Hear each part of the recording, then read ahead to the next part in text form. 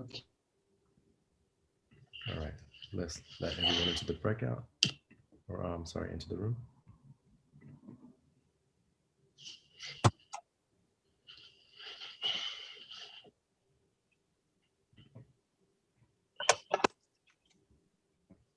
Hello and welcome.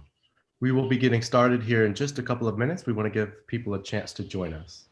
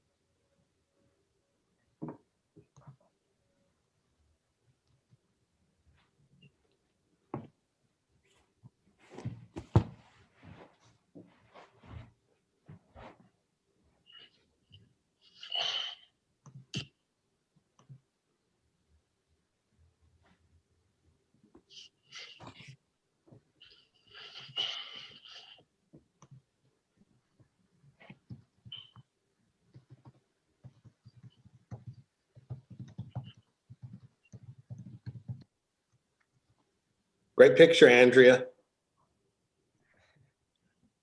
Thank you.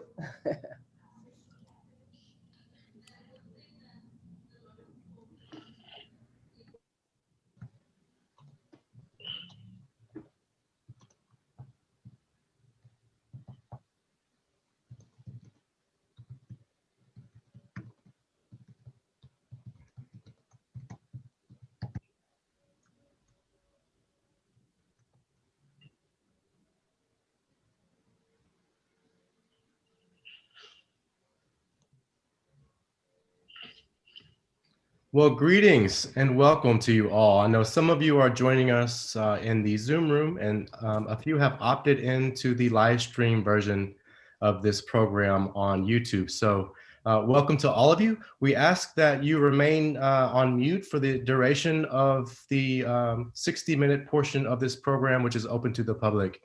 Also, if you are a member of our inaugural cohort for the Black Corporate Board Readiness Program, we ask that you just put BCBR in front of your name, if possible, on the Zoom so that we can get you set for the breakout discussion with Father O'Brien and Darren Walker at the end of the 60-minute portion of this program.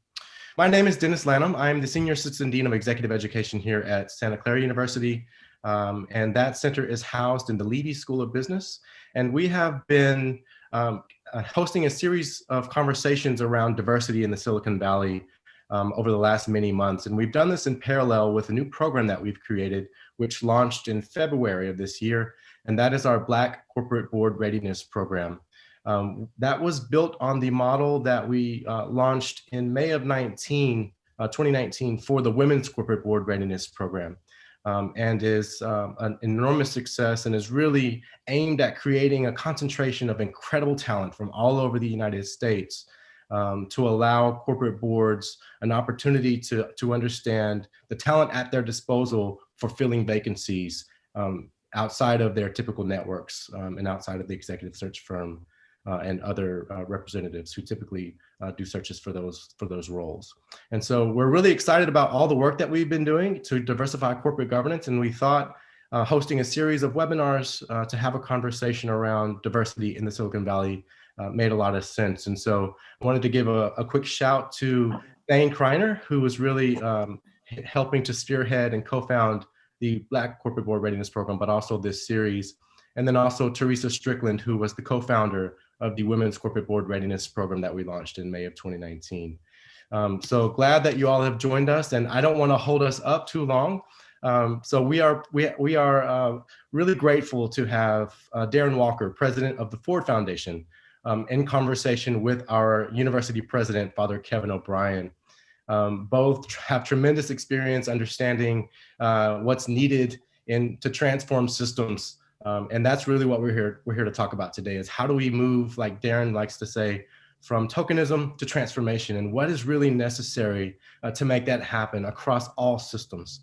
So it's a pretty deep conversation to have in just a limited amount of time, but we'll at least try to scratch the surface for you today. So with that, Father O'Brien, I'm turning it over to you. Great. Thanks, Dennis. Thanks for your leadership of the Executive Center. Great to welcome. We have students and faculty and staff who are listening in, and we have our friends of the university who are joining our live stream, and of course, the members of our Black Corporate Board Readiness Program. So great to have you all. Delighted to be here. Dennis had it just right. You know, as a Jesuit university, Santa Clara is committed to transforming students who will then transform the world. And in a sense, we are in that way akin to the work of the Ford Foundation. And you know, the Ford Foundation began nearly a century ago. Edsel Ford, who I believe was the founder's son, granted $25,000 to the foundation. Currently, the assets are totaling 14 to 15 billion. And the purpose of the foundation from the beginning, in a sense, remains the same: bold creative change for social change. So there's the foundation's looking at impact, but our guest today, Darren Walker, has emphasized that the change includes working towards greater equity and equality and racial justice in our time. So I'm really looking forward to this conversation. So happy to welcome Darren to our virtual campus.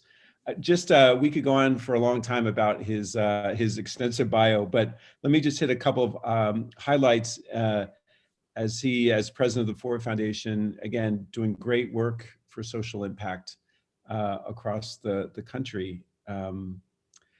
Let me highlight a couple of parts of his resume. He grew up in Texas, as we'll share, being educated University of Texas, made his way to New York, where he was in investment banking, but found his way into foundation work with the Rockefeller Foundation and currently now with Ford. He co-chairs the New York City's Mayoral Advisory Commission on City Art, Monuments, and Markers. We're going to talk a little bit about social justice and art today. He co-founded the U.S. Impact Investing Alliance. He serves on many boards, including the Lincoln Center for the Performing Arts, the National Gallery of Art in DC, Carnegie Hall, the High Line, which is a wonderful park in the midst of sort of mid and lower Manhattan, the Committee to Protect Journalists, and the Smithsonian National Museum on African American History and Culture. He has received 18 honorary degrees and other university awards, including the famed Harvard W.E.B. Du Bois Medal. We are grateful, Darren, that you took some time to join us today. So welcome to Santa Clara. Thank you very much, Father O'Brien. I'm really honored that you invited me and looking forward to our conversation. Great. Well, I want to talk first about just a little bit of the biographical or autobiographical, if that's okay.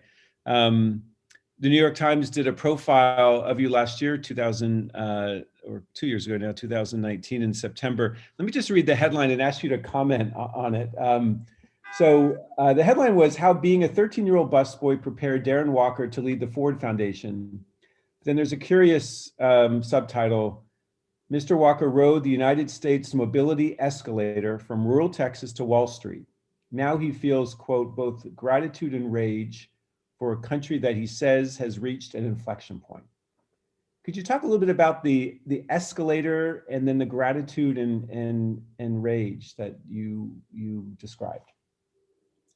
Well, the escalator is the metaphor for my own journey, and I think the journey of many people of color and many Americans writ large, a journey from often humble economic origins or immigrant status. In my case, as a descendant of enslaved Africans who were brought to America, we all were able to ride that mobility escalator, that in my case was made possible because in 1965, a woman showed up in a little town called Ames, Texas, population 1,200, and we lived in a little shotgun house on a dirt road, and my mother and my sister and I, and the lady told my mother and the neighbors about a new government program that President Johnson was instituting called Head Start, and that Head Start was going to begin in the summer of 1965 and wanted to enroll me. So I was lucky to get on that escalator of a public investment. That public investment made it possible for me to have a solid and I would say very good public education. I'm proud to say that I am a graduate of public schools. I have never attended a day of private education in my life. And certainly saying this to you, I think private education is great, but it was important. And it is an important statement that, that when the public invests in human capital, the potential of human capital, which is what I always felt, whether it was Head Start or accessible tuition that was subsidized by the state legislature at a public landmark university, or the Pell Grant program, which made it possible for me to go to college, or the many other ways in which public investments in human capital told me that as a young Black boy in America, even though I was not in the best of circumstances, but that my country believed in me. And so I was able to ride that mobility escalator. And today, I think the Times article reflected the headline about working as a busboy reflected my statement that because I live with a tremendous amount of privilege and influence and access, how I approach that for me has to be from a place of humility and a place of gratitude. And that humility comes when you are a 13-year-old and you're working as a busboy and you're Black in a primarily white, primarily racist community. And your job as a busboy is to walk around that room and be invisible, to wait on people, to in no way take away from their dining experience. In fact, enhance it by making sure that they are comfortable. And you get to walk around that room and never have your dignity acknowledged, your humanity acknowledged often. And so today, as I am blessed and fortunate enough to lead a $15 billion foundation that gives away a significant amount of money, we'll give away over $1 billion this year in grants, how I do that with humility and with the capacity to listen and not believe that I have the answers is important. Finally, the rage that I reflected in that profile was that while I am grateful every day to have been born in this country, because as someone who travels the world, I know that my story could not have happened in any other country. But the rage comes from the reality that even with all of my privilege as a Black man in this country, every day I am enraged by injustice, by racism, by white supremacy, and by the ways in which our institutions, leaders, policies refuse to fully embrace the humanity of all of us, so that the potential of this nation, the possibility that America can be realized. I am enraged because I believe that we urgently need to get there, and we aren't moving fast enough. Thanks. Darren, how would you describe, Santa Clara has made a commitment to be an anti-racist university. We're hearing more in the lexicon of our civic discourse, anti-racism, which is sort of a new concept for many. How would you describe, well, would you use the term anti-racism? And if you do, what's your understanding of what it means to be an anti-racist person or organization? Well, I think the literature and the scholarship around race and anti-racism has emerged really from the center that Dr. Kendi, Ibram Kendi at Boston University leads. And I'm proud to say the Ford Foundation has funded that center for a number of years before he was at Boston University. I believe that we have needed to understand why terms like colorblind can actually be harmful towards a more equal and just nation, because it presumes certain things that are actually not true, and that we actually wouldn't want. Anti-racism and having an anti-racist understanding is a recognition of the centrality of race in our narrative and our history and in our institutions today. And that in order to have equity, to have justice, we must see that in those institutions, or we will make the mistake of naively believing that by simply saying things like, we just need to be colorblind, that we will actually achieve equality and justice.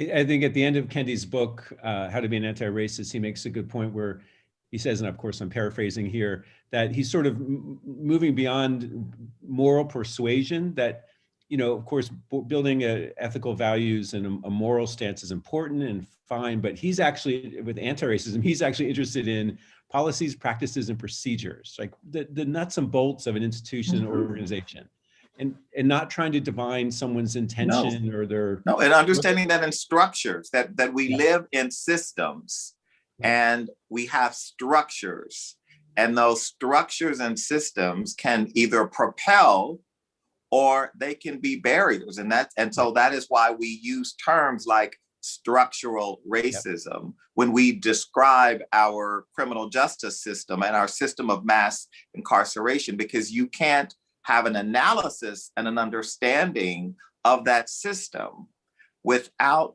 understanding the centrality of race in the design of that system and in the outcomes that we have generated from that system. Right. Well, now let's narrow the focus here to structural racism in Silicon Valley. So particularly, so there's obviously a lot has been written about different sectors of our economy and politics, but of course, that being the Jesuit University in Silicon Valley, we have focused a lot on racism or anti-racism, structural racism in the Valley. But just as one example, looking at venture capital, and to know, where is venture capital going? Is it going to firms which are run, managed wholly or in part by women or by Latinx persons or African Americans? And the sad reality is very, very little venture capital is going to those firms. So how do you go about, let's just look at venture capital. How do you go about building an anti-racist movement culture in Silicon Valley, in this case, moving venture capital to a more diversely held and managed firms? Well, I think, you know, there are layers of complexity here when we talk about something like venture capital, investment, innovation. We have to understand that part of the real challenge of the ecosystem of capitalism for Black people, and this gets to ultimately why the data are so depressing. First, capital. Black people have never had the opportunity to have capital. In fact, America, I would argue, has actually never had capitalism, real capitalism in the Adam Smith idea of capitalism, because you can't have capitalism in a society in which people, entrepreneurs, businesses don't pay for labor, right? So we saw the famous musical Hamilton, and in the cabinet meeting when Hamilton and Jefferson are going at it about the National Bank, and Jefferson is lecturing Hamilton saying, you Northerners want to create this bank that is going to put us all in debt. We Southerners, we don't believe in this debt thing that you, and of course, Hamilton's retort is, Jefferson, stop your rant and we know who's doing the planting. I mean, Hamilton would say, well, of course you Southerners don't have, you don't pay for labor. That's not capitalism. It's not capitalism in the 20th century to take Black communities and draw a line around those communities, a red line, and the government and the private sector, the banks, the providers of private capital conspire to say, we will not put capital into those. We won't start businesses. We won't finance or insure the assets that can be built, the homes, the businesses, the real estate development that we will do in the suburbs and in white neighborhoods so that white Americans can benefit from capitalism. But Black Americans won't be able to benefit. They won't be able to ultimately then, when we get to more recent times, be participants in the system because assets have never been accreted over generations. So my grandfather, great-grandfather didn't have the GI Bill loan like many of my white friends did, who have inherited upon the death a few $100,000 or whatever that number might be. We never had friends and family to go to like many of the young entrepreneurs did. I was once on a panel with a entrepreneur, and he was being lauded for having the courage to leave an Ivy League university and go off and start and follow his dreams. Now, I can assure you that nobody Black I know would call home and tell their mother that they are dropping out of Yale, that they've just decided that Yale doesn't work for them because they've got this dream and they're going to go out. Because as a first generation, we've got to finish that work, right? And so when you get to the baseline of capital to say, let's start accumulating it, let's put the friends and family, let's get the Series A going, we structurally have been locked out of that. So that's the capital dimension. Mm-hmm. Then there is the system of the way in which the networks for capital flows are highly relationship driven, highly a function of where you went to school, who you know. African Americans have traditionally not been a part of those networks. And so it's the combination of those two things and an educational system that has also conspired to find then, not surprisingly, that the actual networks of how to get into the firms, the actual ways in which you meet partners, you meet people with ideas who you share that you can then, the fact that you may end up being somebody's roommate and that roommate and your suite mate, and all these stories that we hear are not stories, not narratives of the Black experience. And so when you get to Silicon Valley, it really is not a surprise that the numbers, the data are as depressing as the data are. It's actually quite predictable if you look upstream. And so I think in order to change this, because this is ultimately what we have to be focused on, we have to understand that reality, because that reality is structural. And that structure then needs to be disrupted. And it will only be disrupted by the gatekeepers of those structures and systems acknowledging that. Because it will take behavior change to then say, oh, so I'll give you a perfect example. We have an endowment. I have said, and the CIO at Ford is enthusiastic about this. I think years ago it might not have happened. Every Black fund manager we're going to have a meeting with. That we probably a few years ago wouldn't have met with anyone, right?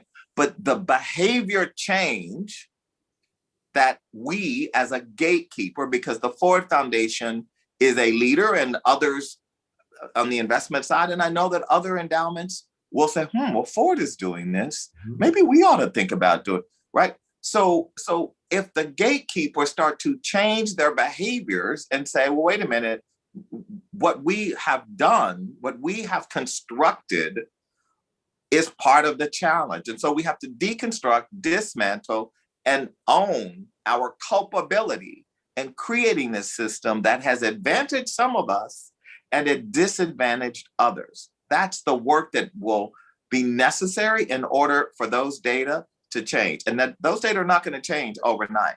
Right. Yeah, and I think you've named, well, there's a lot in that that really helpful response. That so we've got the venture capital firms, but they're relying on a lot of money that comes from the Ford Foundation, university endowments. Exactly. And so actually reading about your background more and your approach has made me think about, how our endowment, your endowment is about $15 billion, 15 times greater than Santa Clara's, still $1 billion endowment. You have a substantial endowment. Yeah. And so it's like, so where are we investing? With whom are we investing? Looking at ESG principles about governance and making sure we're holding our investment managers accountable for those standards, which we do have. So, it's certainly a responsibility of ours if we want to affect change on that way. So philanthropy, I guess you've made the bridge from venture capital is one way to fund businesses and enterprises. Certainly foundations and philanthropy are the same. Does your answer change much when you think about what is the role of philanthropy to affect social change for greater equality, as opposed to absolutely? I mean, I think for philanthropy, this is a real challenge as well, because philanthropy, modern philanthropy in our country, really the sort of father of this is Andrew Carnegie in his 1889 seminal essay, The Gospel of Wealth, in which he talked about charity, generosity, the idea that wealthy men like him and Rockefeller and Morgan and Frick and the others had an obligation to give back, as he said, and to experience the joy that comes from giving. And to not die a wealthy man. I mean, so Carnegie had a very strong point of view about this. Now, Carnegie didn't have a problem with inequality. Carnegie thought inequality was simply a result of God's will that men like him, who were endowed with greater intelligence and greater thrift and hard work and adherence to good Christian values and principles, that they had received this bounty as God's will, and their job was to be charitable, etc. But he didn't have a problem with inequality. Rockefeller didn't have a problem with inequality. Rockefeller was a radical in some ways because Rockefeller moved beyond Carnegie, and he said, as Carnegie said, we have to have libraries, and Carnegie built libraries across the country. Carnegie never actually challenged the fact that in many of the municipalities where he gave money, there had to be a separate Negro library, and that the Negro library would not have books that were of the quality, that the books for Black citizens would be the used books, or the books that they had to wait for until the white citizens decided that they didn't want them anymore. Rockefeller believed in a radical idea. Black women should be educated at a college. And he gave money to establish the endowment for Spelman, rename it in honor of his mother, who some people think Spelman was a Black woman, when in fact, Laura Spelman was Laura Spelman Rockefeller. But Rockefeller gave the money to turn Spelman into a great women's college. But Rockefeller didn't think those Black women should go to Vassar and Smith with his daughters. And so they were in a different place.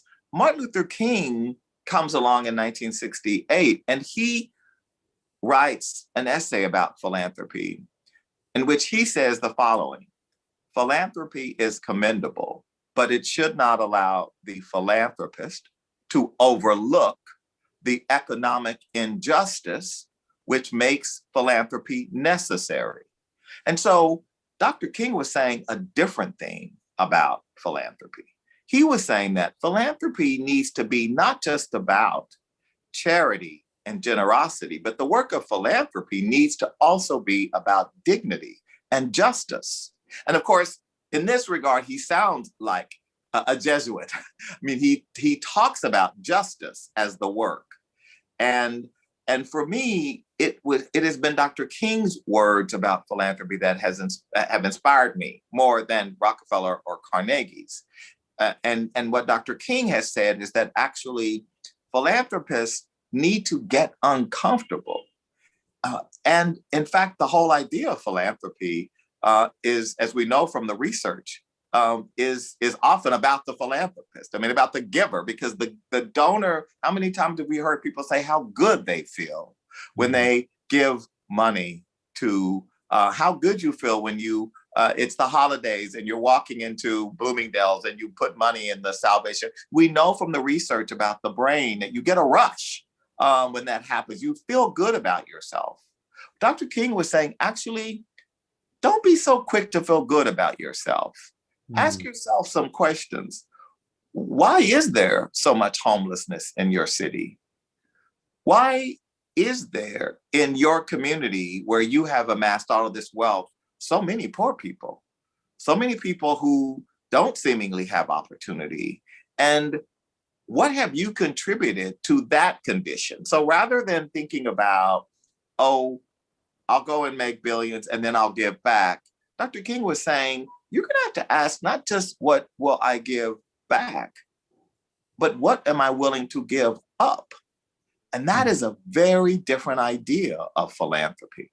And so what we're trying to do in the conversations we're having at Ford today, and where the foundation is very much focused on the issue of inequality.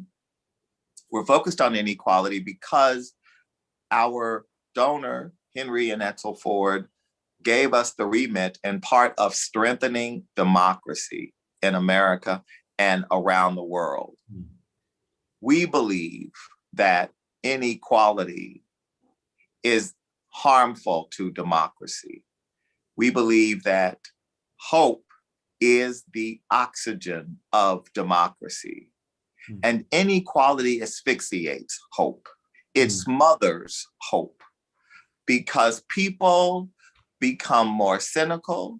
They believe that systems are rigged for the privileged and those who have wealth, and that they are disadvantaged, and that their disadvantage is compounded, while the advantage of privileged people like me is also compounded.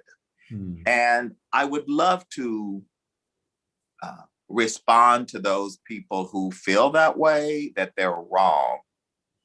But if I'm to be honest, they are right. As someone who has lived with privilege and without privilege, there is a big difference. And when you live with privilege, there is a sense of a compounding effect, even when others are suffering. And none of us, any of us who have investments, have assets, have real estate, can honestly say that that is not true when you consider what has happened just during this pandemic. And you look, you don't have to be, just open your latest statement from your broker. Just think about the value of your assets, your real estate. If you've got a place in I'm speaking from as a New Yorker, you've got a place in the Hamptons, or you've got an apartment in New York, even during this challenging time, we are way better off, way better off. And most people in this country are hurting. And so there is something correct and fact-based when those people who argue that the systems are rigged and that the opportunity for advancement for particularly people of color, for working white people, rural people. They have every reason to feel that they're being left behind. Yeah.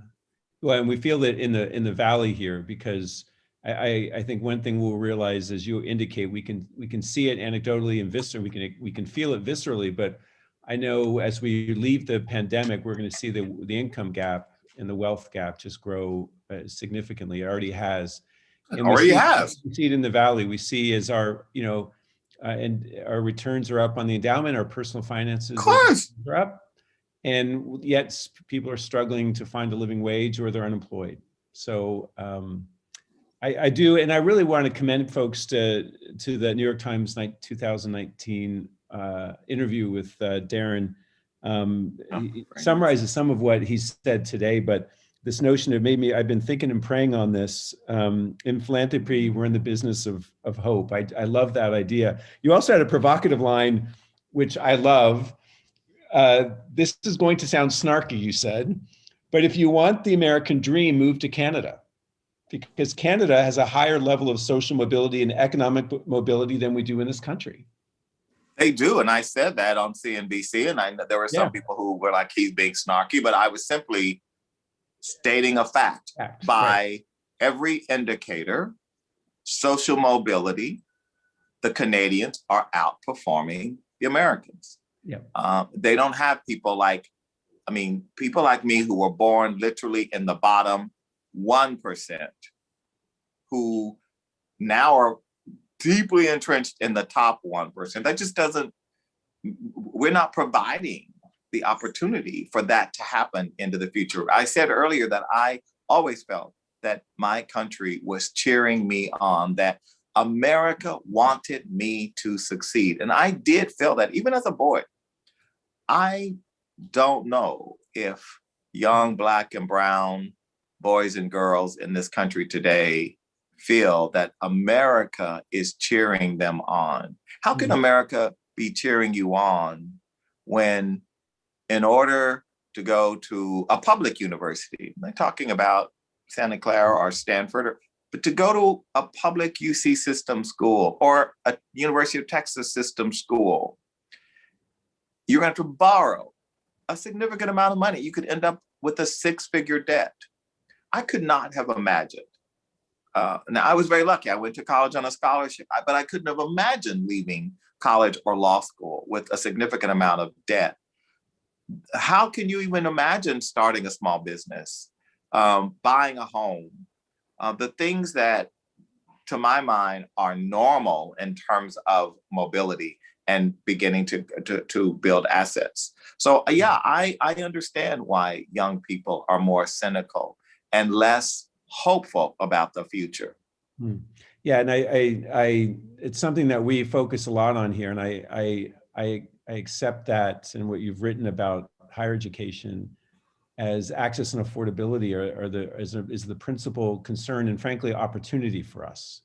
Absolutely. Just as diversifying boards and C-suites is not simply window dressing, but an opportunity, because we know that a more diverse board or a more diverse executive management make for better companies. They just do better business. It's not a question of political correctness or looking good. It's better business. And frankly, it's better for our humanity.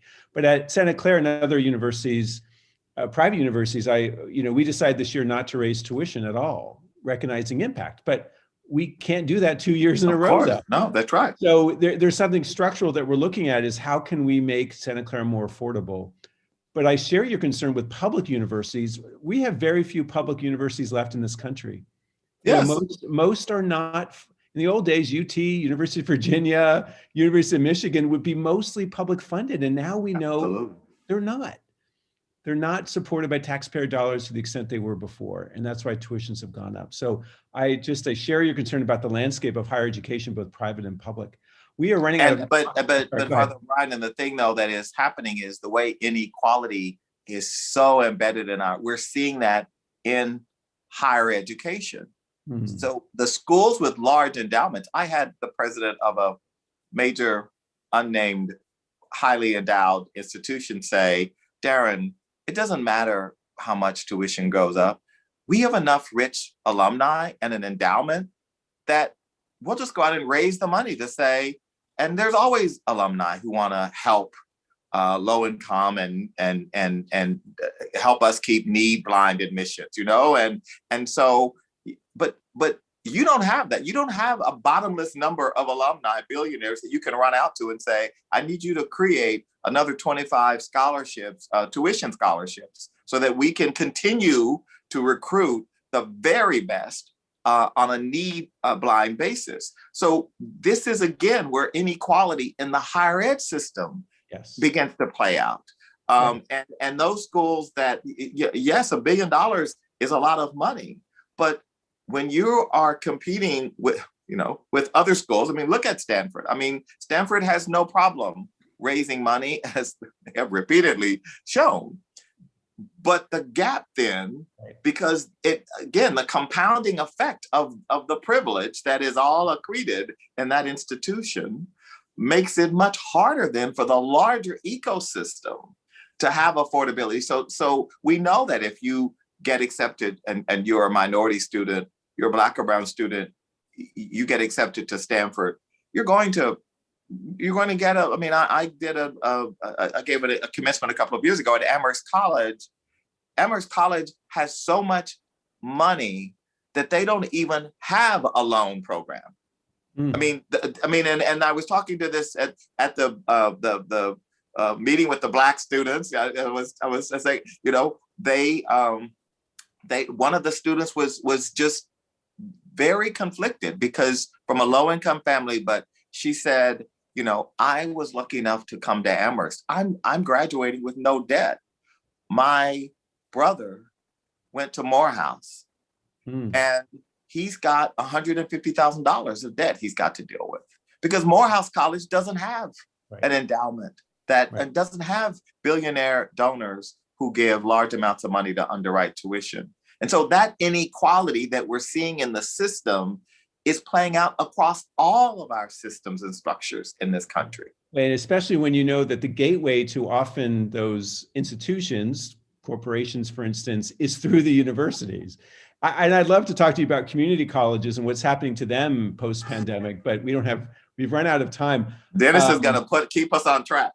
I know. So Dennis is back. Dennis is going to field some questions. This has just been such an engaging and enlightening conversation. But without a doubt. Let's bring other people into the mix, Dennis. Thank you. Absolutely. So before I dive into questions, again, if you're a member of our BCBR community, and by that I mean only the participants or a member of our program advisory council, if you haven't already, put BCBR in front of your name if you can rename yourself, because we want to make sure that you get into the breakout on time.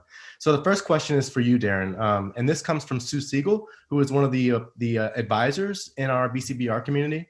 And she's asking, when you face racism, how do you deal with it, specifically in the workplace? And do you have any tools that you can share to help all people deal with encounters around racism? Well, I think it's for a lot of African Americans, Latinx, brown people in this country, you develop, in order to succeed, in order to cope, you develop mechanisms. And different people have different ways. Part of it is carrying that burden of having to explain, which does carry a burden. I mean, because there's always the need to explain something about yourself, or to explain why you see things a way that it seems everyone else in the room doesn't. And part of my own approach has been to use those kinds of examples in ways to hopefully bring people in to the conversation. But with the straight out racist actions that one is confronted with, it's really hard to know how to calibrate your battle, right? I mean, because so much of this is about that calibration. If you talk to any African American who is successful, who is at a firm, has done well, they will tell you when they speak candidly of having every day to suit up, right? Mhm. You have to suit up every day. You can't do casual Friday. Literally, you can't. When I worked on Wall Street and the bank announced casual Friday, the Black folks were like, especially the Black men, we can't do casual. We can't come into this building with like a regular old polo and jeans on. I mean, because you're going to immediately be mistaken. And so just wearing that and developing those coping skills in order to succeed is a great burden. And so when you're presented with real racist actions, you have to engage allies in your environment who themselves will be appalled, not just appalled on your behalf, but hopefully appalled on their behalf. Like, as a white person, I don't appreciate what I just saw or I just heard. As an American, as a citizen, as a decent human being, I don't appreciate and don't believe that this was handled right. Now, for me personally, what that has meant is I am very lucky because, I sit at this place and I feel I should use my privilege. And so I talk about things, certainly in a way that I didn't talk about when I was at UBS 25 years ago. But I do that in order, hopefully, to open the aperture for people who may not be the president of their organization or may not be on the board of the public company, or to be able to say, what he just said, actually, I experience that every day, or I too can relate to that. So that what I hope to do is to create space and to the crawl space for people to get in there and to really raise these issues in whatever context they are in. And that's what I feel like I should be doing. And hopefully by doing that, I have participated in so many conversations this month and lots of other months, but especially this month being Black History Month, with, for example, Black employee resource groups and the CEO. And I say things to the CEO that he needs to hear in front of all of them, because many of them want to say that, but they really don't feel comfortable, or they won't say it as candidly as I say it. And I feel that that's my responsibility. The first time I used the term white supremacy, I was in Texas and I was speaking at some gathering, and a friend who's a good, successful, conservative, said to me, Darren, you shouldn't use that term. It turns people off. It's a downer, and it doesn't give people a way to engage towards solutions. And you like to build bridges, and don't you want us to all come together and unite? And I said, yes, I do. And I have tried to, for example, come up with other words, but it is what it is. I don't know. I didn't make up the term. I mean, literally the term, if you read the constitutional conventions of many of the states in the South, when their constitutions were rewritten after Reconstruction, literally the rationale, I mean, in Mississippi, the meeting agenda says we are here to create a system of white supremacy. That this will be a state where white supremacy, I mean, Black folks didn't make up that term. It is real. And the legacy of that is still with us. And so the pushback that comes is because people want to believe, and I think the murders last summer helped to dissuade some people, that actually racism is systemic in our country. It is a problem. And, I did a talk with a woman who said, the whole experience of the murder of George Floyd, watching it in the video, and broke my heart. And what she was saying was, it metaphorically broke her heart. I mean, because she truly did not understand the depth of racism in this country. And she truly believed that, yes, there is racism, and or this happens, and that these one-off things happen. And yes, there are anecdotes. I understand that, and I accept that. But we don't have like a structural problem. I mean, and in fact, I think after witnessing that, where this person thought he could, like, in broad daylight, looking into a camera and like murder another American citizen, and that he could do that obviously with impunity if he looked into the camera and didn't say stop the video or and just continue to do it. I think that her understanding of racism, like many Americans' understanding of racism, was transformed. And so there is going to be pushback, but the pushback reflects the privilege of those. And the final thing I'll say is that, this idea that people who are privileged, fairness feels like oppression, right? So when you institute something that broadens the circle, that includes incumbents, feel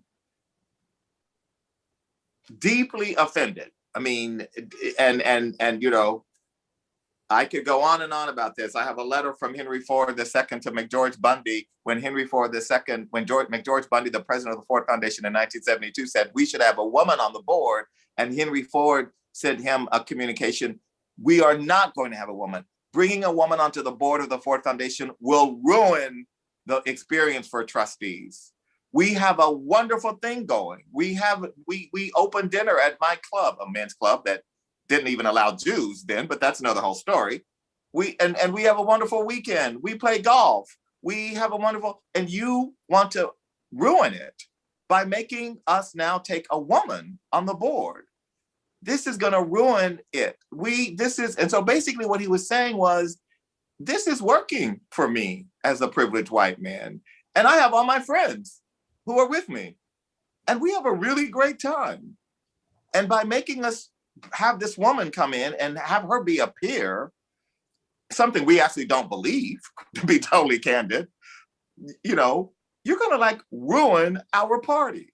And sometimes when I hear white men talk about, reverse discrimination and the ways in which all of this political correctness and identity politics is ruining America, is ruining, I hear a little of that. I hear a little of what you're actually ruining is our party.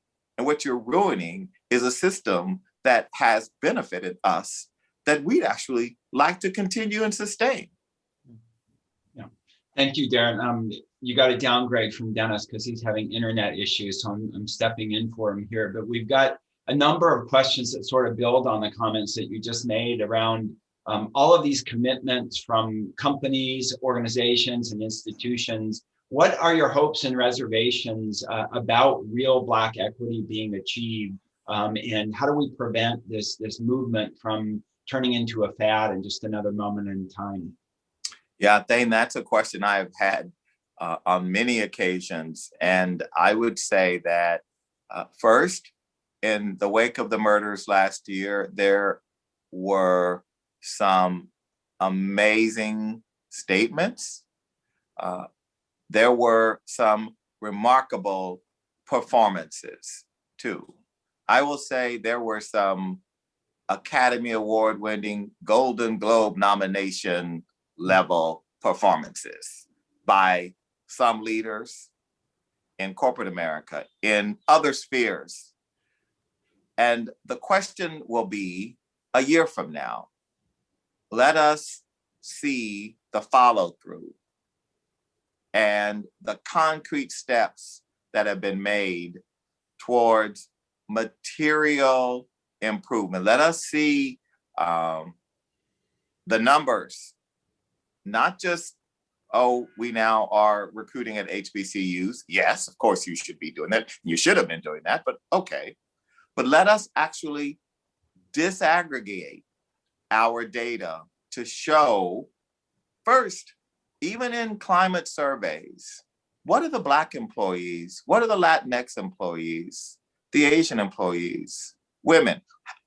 Are there differences in their satisfaction with being a part of the company? So starting at a macro level, all the way to the department by department, how are we doing? I think it's very important that we hold the institutions accountable for those performances, for those statements. The good news is there are things that have changed that give me hope. I mean, 5 years ago, 10 years ago, there were no Black employee resource groups. When I worked at UBS, well, first of all, we would have met in a phone booth, but I mean, there was no Black employee resource group as there is today. And those groups of employees are absolutely influential. What about the role of corporate boards in this? Well, we can get to the board, absolutely. Well, let's just, boards are an indication of the seriousness with which companies take diversity. And the fact that we had something like a third of the S&P, most of the NASDAQ now are not. I mean, the new proposed rule for NASDAQ companies, most companies today would fail. You have to have at least one woman, one diverse person by race, ethnicity, and most of the NASDAQ majority would fail. And the reality is that corporations, corporate boards, and corporations and the whole system thought of diversity through the lens of tokenism. And this is why, I got in trouble with some people when I said in the New York Times, and they used it as a headline, corporate America has failed Black America. What I was saying was, you will not achieve diversity if boards aren't diverse. And you can look at those companies where there are no diverse directors, no women, and I can almost guarantee you the correlation of what diversity then looks like in the rest of the organization. And so the conversation that we have been having, and I would say that the boards that I'm on, PepsiCo, Square, Ralph Lauren, we have serious conversations about this issue. My responsibility is to be very clear that I am not interested in being a token. And there was a time when to be the only one, I think for some of us of a different generation maybe, but certainly I don't feel this way, was the privilege that we hoped for, right? That I can be the one Black, right? I think now it is not acceptable. I mean, so I have said, it is not acceptable that I'm the only one. And we need to have a plan for addressing that. Doesn't have to happen tomorrow, but for me to stay on this board, we really need to be clear that we are interested in moving beyond tokenism. And so you have to have those conversations. And what I will say is, 2 years ago, diversity was not really on the agenda in a serious way.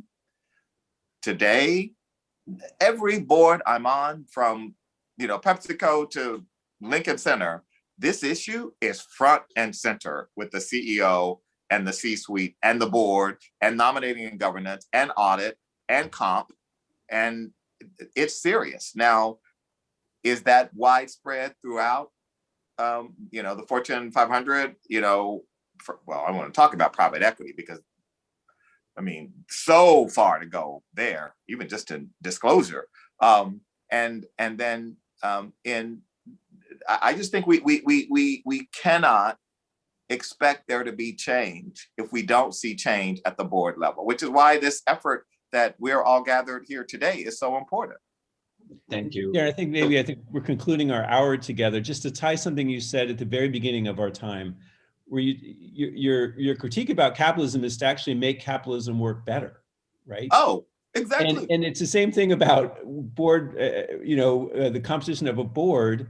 A more diverse board is better for the company to serve their customers better, to return profit, to serve other stakeholders. It's just better business, as well as an ethical mandate, I would say. Yes, it is better. But again, 50 years ago, when people said, we need Harvard and Yale and these schools to allow women, it will make them better colleges. It will make them fulfill their mission, which is to teach, educate, and train America and America's leaders for the future. A lot of people did not agree with that. Yeah.